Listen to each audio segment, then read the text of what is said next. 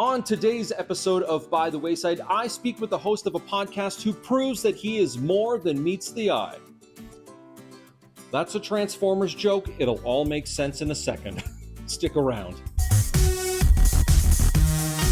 Welcome back to this episode of By the Wayside. I am your host, Jordan Middlebrook, and with me today, I love when I get to host a host. We had talked off camera about like me doing Inside Durham, and it's like when a host hosts a host, it's like who can get the upper hand, who can out-host the host. Yeah. So this is very fun. I always love when I get to host a host. Podcast host, Spin, podcast host of Children of Primus. Yes. The podcast, I want to say about Transformers, but it is so much more, and it's cutting directly into my first question. So I don't want to say the podcast about Transformers because it is more. When I introduce you as a host, the host of the podcast, Children of Primus, it's actually way more than a podcast about Transformers and more than a podcast. What is it? It started off initially as Transformers. The initial idea happened during when everyone was staying home, and we're like, let's do something. And at first we were going to do one of the apps, which was more just audio and kind of like an audio room of everyone, but not everyone had iPhones. So we're like, well, what's our other option? I'm like, let's just try YouTube. And that's probably, I think 2021 is when we first started. And we just like, let's just hang out, get together, talk Transformers and just have fun with it. So there was never an exact mission. And at that point, we've met a lot of cool guests, like members that have come with, like, that are a part of the crew now. And it started off Transformers, but then, with the age range of all of us and just we're fans of everything, at times we'll start a topic Transformers, branch off into A-Team, Knight Rider, Dukes of Hazzard, like everything. And I mean, when you dig into, like, say, the voice actors and stuff, like, say, Peter Cullen, for instance, he's the voice of Carr from Knight Rider. He was like the intro voice for Voltron. All of us watched Voltron. So it's we're fans of everything. And then you jump into like the Marvel and DC parts. And but Children of Primus, it's really cool how a lot of these podcasts that have pervade is pervade a word? Not sure. Persevered. Yes. A lot of the podcasts that have persevered into today and continue to do really well and create a camaraderie or community have really started during the pandemic, which is really interesting. And it was always like, we can't get together. Let's get together and talk about the things that we like. And you're talking about Children of Primus and how it starts as like a Transformers conversation. It's almost like a web of pop culture. Mm-hmm. You have this lineage of, you start with Peter Cullen and you end up with talking about face. I think that's interesting.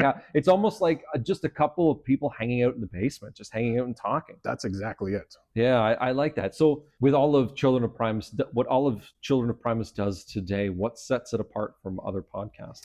I'd say at times it's almost like a certain happy medium, or like not a train wreck, but kind of in a sense, a lot of the other podcasts, and not to throw any ill will at other podcasts and stuff, but certain things in life, I kind of stepped away from Transformers and music for a lot of years, and this got me back into it. Yeah. So people would be like, oh, do you watch this podcast of Transformers? And I'm like, no, I've like many of them I never watched, slowly started watching them, but I find a lot of them would be like, here's Power Master Optimus. He came out then, this is that, here's our review. And then that's kind of it. And I'm like, okay, that's cool. But it's, you do that so many times and then it's kind of like, okay, there's nothing exciting happening. Whereas ours, we'll talk about Power Master, but then we'll make jokes. We'll talk all sorts of stuff. And then every now and then, like, someone will say something completely left field.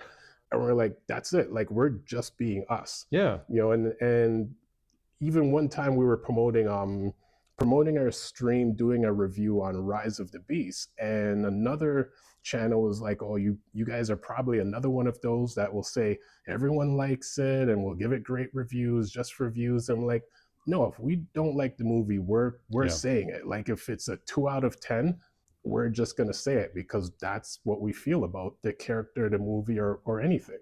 That's the important thing I think about when you're doing a podcast or you're doing a show or you're even writing an article about something. I think it's important that you just be true to the fandom. You know, Yes, there's a lot of it's it's not virtue signaling, but it's sort of just like I want to look good, so I'll say it's good, as opposed to being like this is garbage. exactly. Yeah, I like that. As long being honest, I think is number one. Absolutely, no, that's great. I like that it sets it. That's how it sets apart. It's Cool. an Thank honest you. podcast. Well, it also comes from my music background, which I know is will kind of lead into that. But it's when you work in music, you have an understanding that there's like decades of music prior that you can learn, research, and back in the day where artists and musicians were natural, so there was no computers or digitizing anything. It was natural talent. So then when you've got artists where it's like they're just kind of putting out questionable music, and I'm like, why are you doing this? Like, look at all this great history to learn from, and you did this. Go back and do it properly or do something better. So it's Questionable music. I like yeah, so it's the that. same thing. Just be honest, and was just like, yeah, this isn't that great. Do it a bit better, sing it better, make it sound better, do something better with it. Yeah, it's interesting because it's not necessarily about the negativity of it. It's about the building on it. It's about the learning. It's about the teaching. It's about like this is what you have, but there's Mhm. something you can add to it to make it a little bit better. Exactly. Yeah, I like that. What is it about Transformers that makes the subject of the podcast Children of Primus and everything associated with it? Uh, hmm. Let's see. What is it about Transformers? I mean, it's a concept, a toy, a cartoon that a lot of us got into in our earlier years and just connected with it. 'Cause, I mean, there was GoBots, Voltron, all sorts of other cartoons and stuff happening, but Transformers was the one that captured us. And we did an episode on this, which borderlines the Reagan era, where they then allowed the companies to advertise the children, whereas prior to that, companies were not allowed to directly advertise the children. So within that, there's some of those influences where Yeah, they're advertising to us, so now we must love this stuff, but we actually did enjoy it. The storylines, the characters, certain things you connect with, and but it's been going on for decades, and just with every new iteration yeah, brings in more fans, so then it's a huge community. The advantage of the internet is not realizing how big the community was, yeah, whereas like as a kid, we had our toys, and it's like maybe some other friend at school or on the block will have the same toy, not realizing like there's thousands of yeah. children in other countries all with the same toys and collections, and at times they'll say, well, the Bay movies brought the resurgence back into it, and I'll always say, well, in 86, 96, 2006, like we had our collection on our shelves on top of TVs, like we were always fans, we never left. Yeah, it's more. I guess those Bay movies were more so of just It's reminding society that these things existed. Yes. I think what I like about hearing your story about kind of what it is about the Transformers that makes the podcast, it's that there's the nostalgia, Mhm. the idea that the community and nostalgia is it's just everyone likes these things, and the internet has brought the world so much closer together, and that's Yes. the beauty of podcasts and shows like Children of Primus is because people can now find their people. They don't Yes. have to feel so isolated. They don't have to feel like they're alone in the things that they like. And Children of Primus does a great job of being like, hey, look at our screen. Here's a group of individuals that just all like the same nerdy stuff that you do. And I Mhm. think I think that's amazing. The other members of the show that they've been on the show before, Yes. they have names like, or screen names, sorry, not necessarily their real names, Mhm. unless, no, they have screen names like Mr. Magnus and Fear or Courage. Mhm. Where does Spin come from? Spin is actually a short form of Spinister, and which is I'm glad you funny. didn't tell me that before camera. Okay, this character's name is Spinister. He came out later in G1, and I was like, that's interesting because I came up with the DJ name, which was a cross between Spinderella from Salt and Pepper and Terminator X from Public Enemy. So I came up with Spinister around 91, 92 ish, and it's such a unique name. I was surprised they had a Transformer named Spinister. That's cool. But that was my DJ name. I started DJing later high school.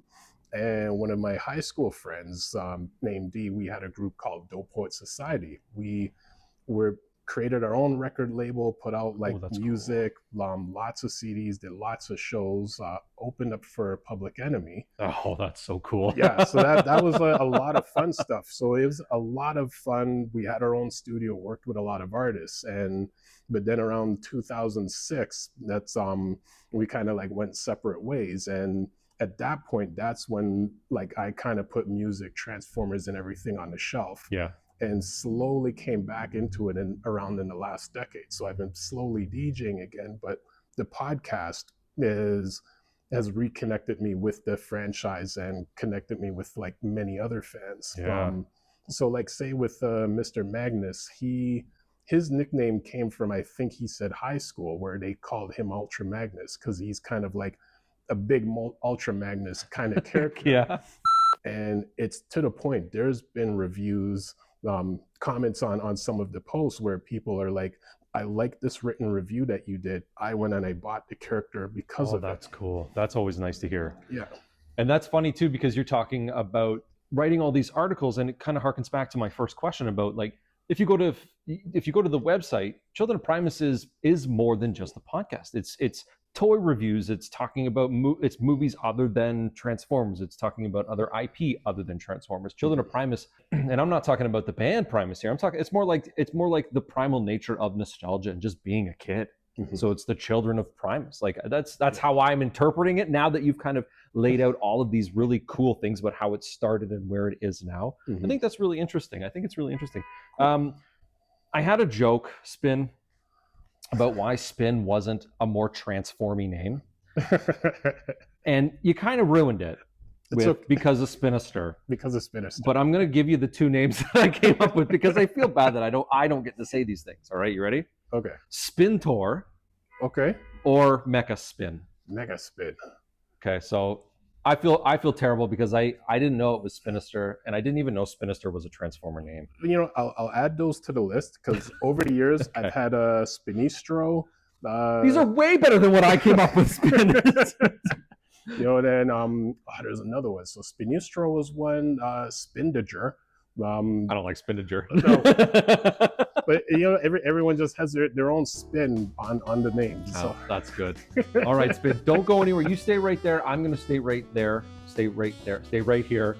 We have lots more with Spin, the podcast host of Children of Primus, right after this. This is By the Wayside, and we'll be right back. Welcome back to this episode of By the Wayside. I am still with Spin, host of the podcast Children of Primus, and we got so many more questions to get to, Spin. Not really. There's only 2 in this segment. Don't worry about it. It's okay. Okay. Thank you. Appreciate that. You're an old man. No, I'm just kidding. Well, technically, I wrote older man. As an older man. Do you ever get any pushback from being a Transformers fan? I think maybe because of my size, I don't get pushback because, you know, nobody really wants to come after a big guy and be like, you like Transformers. I'm like, and? But, you stand up and you're like, go on. Yeah, go on. Not so much now. It's we've kind of discussed this on one of our episodes, actually on multiple times, where as a kid back in the day, depending where you're growing up, if you're a fan of like toys and Transformers, comic books and stuff, then you know you were considered the nerd. Yeah. Not realizing, well, we should have really been embracing being that nerd, because then decades later, all those people were just like, you know, everyone that would like beat you up as a kid for like, you know, liking nerdy stuff, they're all into like the nerdy stuff now and getting the shirts and the hats and everything. And I'm like, so weren't you guys the ones that were hating on us back in the day? But in terms of pushback now, I don't think so. And I think overall the fandom, although some fandoms are toxic, but the fandom overall accepts everyone of all ages. Yeah. And even within our collective, we have a member he's 13 now, and he does stop motion animation named Impactor Productions. Mm-hmm. he does stop motion for Transformers, for Lego and everything else. And then we have another fan like Fair Courage and Bach Arts. They're about mid-30s, huge fans of everything. And then there's us in 40s and early 50s. So I haven't experienced any pushback. Whereas like, you know, going to different events, there's just an acceptance of everyone. I think more of the pushback at times is just the conversations on certain topics online, where you can put out a serious topic, but someone just has to put a negative spin on it and try to argue with everyone. Well, that's what the internet's for, right? Just to make everyone feel bad. Yeah. But it's interesting that you're saying that, because when I was younger, I was teased for liking toys and like, you know, like those sorts of things. And it's kind of how the society has changed a little bit, especially with a tall guy like you. And like I'm not, what was it? Just over 6'3". Just over 6'3". I'm just under 6 feet. Okay. So there's this like weird sort of like, the big guy likes comics, you know, like, oh, that's crazy. The big guy likes Transformers. But now it's become societally accepted.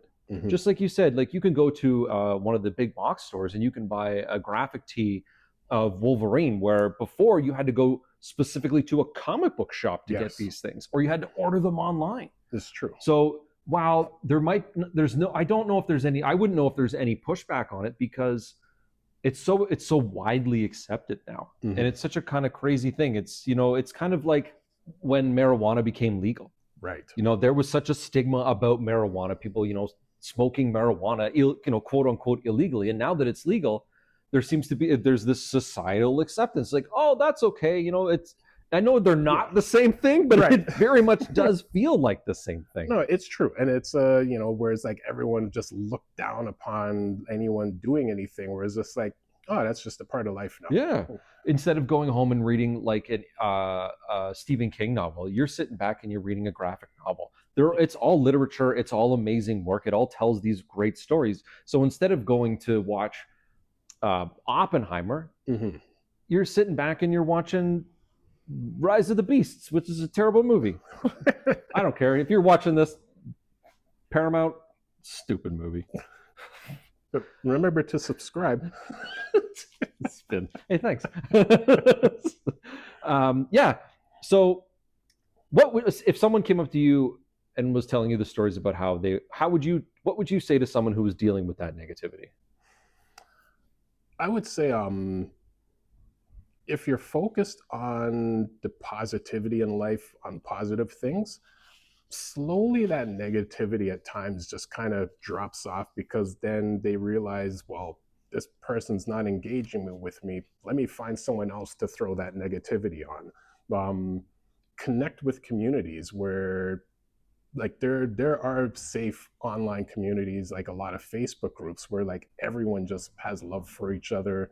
Go to like Comic-Con events, come to like comic book shops like this one, and just connect with people who have have a love for sci-fi, for comics, for toys, and connect in that sense. So, you know, that would kind of help slowly bring someone out of that negative space and you know, connect with positive people. Yeah, that's right. Find your people. I think that's what it does come down to.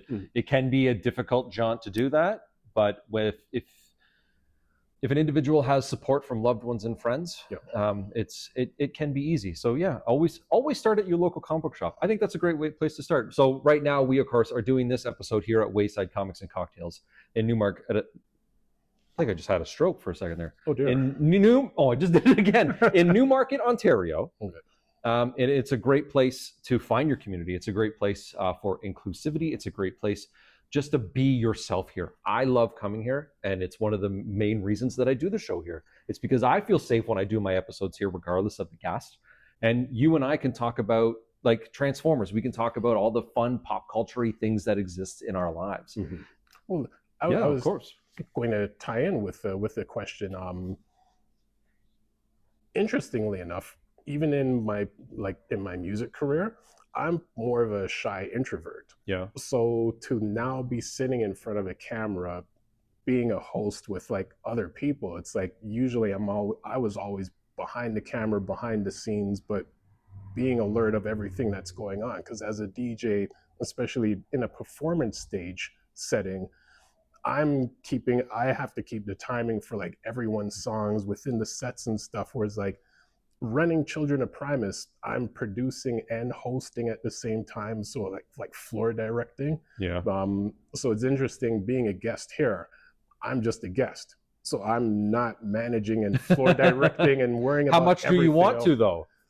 That's the thing. Mhm. Is when a host is with another host, it's just like just say the thing that you need to say, you know, like, or it's like just move over just a bit closer, you know. It's one of those weird that hosts do pick up on. Okay. So I'm not I've been hosted by hosts, so it's just hosting another host. It's always fun to even get feedback, you know. It's just like, hey, you know, that's the community of it all. You host Children of Primus, I host By the Wayside. We could put our heads together and we could both go like, hey, these are things that we could do again to like maybe potentially improve what you're doing, whether or not you feel that it's currently great or not. Right. It's always great to have an outside perspective. It's always great to just have someone to bounce ideas off. And hosts on hosts is a great thing. And this show is not hosts on hosts. That's a different channel. We got to go somewhere else for that one. Children of Primus has the subtitle of Collectors in Disguise. So that, of course, means collecting Transformers toys and figures and the such. Do you have a holy grail or a Transformers merchandise that you've always wanted? No. I guess I'll answer that in two ways. The collectors in disguise, I came up with that term a few years ago because essentially anyone can be a collector, but they're like construction workers, race car drivers. You see the person, you have no idea that they're a collector. So they're a collector in disguise. Holy Grail, a few of my friends almost had an argument with this because they're like, well, Spin, what's your Holy Grail? And I'm like, I don't have one. And they're like, you must have one. And I'm like, remember what my collection used to be? I had a large collection. So even though I don't fully have that collection now, I already had it.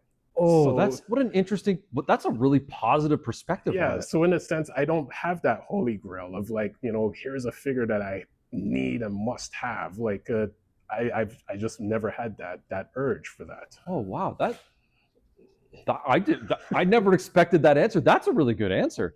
What a great way to, you know, how in today's society it's very much like it's a consumer-driven society. It's like I want, and then when I ask you the question about like the Holy Grail of something that you absolutely love and obviously love, it's like no, like I had that in the past. Like now it's like.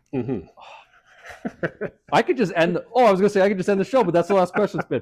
That was a great answer. Thank you. You kind of really. That was really good. That was a really good answer. Spin. That was really good. I don't know what to say. You can just host the show now. Okay, so welcome to By the Wayside, and over here we have introduce yourself. I'm Jordan Middlebrook, past host of By the Wayside. Stick around. We got lots more with myself, the past host of By the Wayside, and the new host, Spin. Don't go anywhere. We're doing the D20 questions right after this. Please don't forget, if you want to be a guest on By the Wayside and have more guts than this guy, use this email, reach out.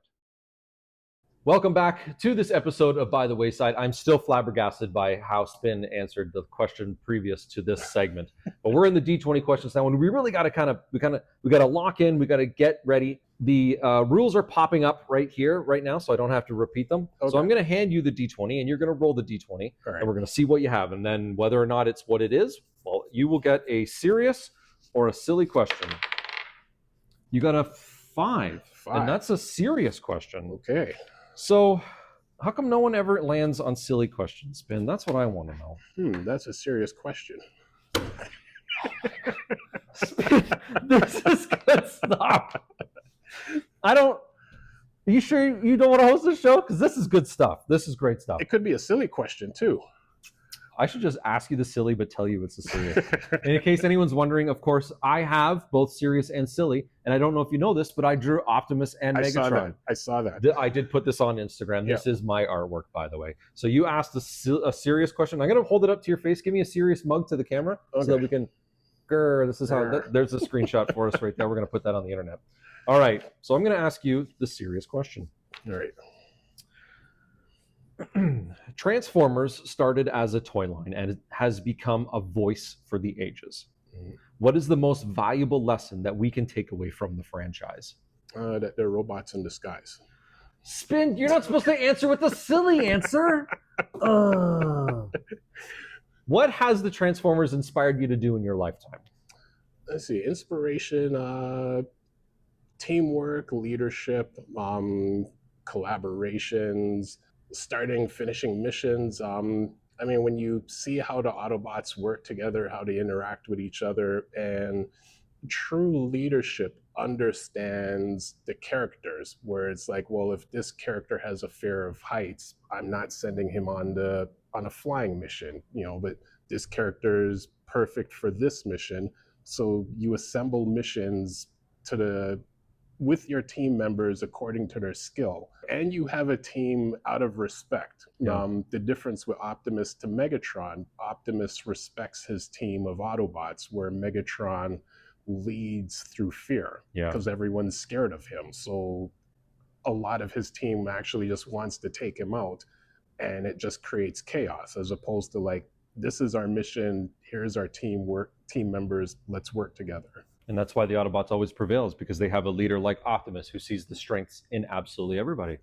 That's my little piece of Transformers nostalgia. Cool. Spin, thank you very much for taking the time coming to Wayside Comics and Cocktails and being a part of the show By the Wayside, which is dedicated to introducing the audience to creative Canadians. And the show Children of Primus, the podcast, the show. Interesting how that works. I don't know how we're going to describe it. Whatever pops up on the screen, I encourage you to go check out Children of Primus, everyone that's watching at home or on their phones or on their tablets, on their screens, on airplanes. Let's get this on airplanes somehow. How do we get this on an airplane? Let's see. We'll have to talk to the Seekers, to the Coneheads, Astrotrain, Blitzwing, aerial bots. So any flying Transformers will get it. They'll get them to transmit it through all the other. Just dropping Transformers names. Sinister. Are you kidding me? Don't go anywhere. There's a little bit more left in this episode. Stick around. All right. And that, of course, is another episode of By the Wayside. I can't thank my guest Spin enough from the podcast Children of Primus, talking about Transformers, talking about podcasting, talking about all the things that I absolutely love, which is Transformers, and podcasting, I guess. Thanks again, Spin. Awesome episode. I also want to thank Omar Sayer, the owner and purveyor of Wayside Comics and Cocktails, who of course runs Wayside Comics, which is where I do every episode of By the Wayside. It's an amazing community. If you're outside of Newmarket, Ontario, which is where Wayside Comics and Cocktails is located, I encourage you to come check it out. If you live in Newmarket, just walk it down the road and come on in. Say hi to Omar, get a recommends. It's an amazing place for you to spend an afternoon, heck, spend a day. Just not on Sundays, because they're closed on Sundays, which is the day that I record episodes of By the Wayside. Don't forget to check out Wayside Creative, which is a publishing imprint that is female-led, and it's an imprint that focuses on unique stories from underserved voices. I really thought I had it there, but I ruined it. You can pick up the books here at Wayside Comics, or you can check out whatever pops up under the screen right now, find out some more information about Wayside Creative. It's super awesome. There's lots of really cool things happening in the future, so go check them out. What else do I got? Oh, the social media. That is, of course, right here. TikTok, Facebook, Instagram, the website. TikTok, Facebook, Instagram, the website, whatever. And I'm more active on TikTok these days. There's like some more fun vignettes, and there's some more fun like behind the scenes of By the Wayside, which you can check out. I encourage you to check it out. Well, again, I am your host, Jordan Middlebrook. This is By the Wayside, a show that is dedicated to introducing you to creative Canadians. And with that, I'll catch you by the wayside. Coming up on a future episode of By the Wayside. It's going to sound weird. I find the most exciting parts is the creative development part. Yeah. The ideation part is like everybody's like really jazzed for it. It's like, okay, this is what we're doing. This is the project life cycle. This is what we need to hit for all these deadlines. People are like, because it's like now it becomes work. And